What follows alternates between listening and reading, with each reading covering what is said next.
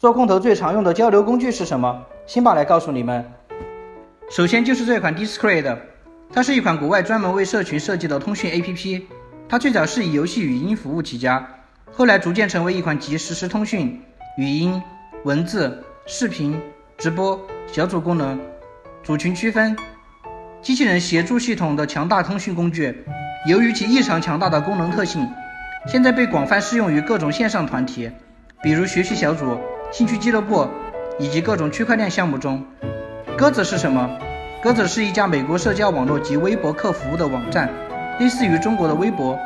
网友可以在该网站上发布自己的日常。Telegram 是什么？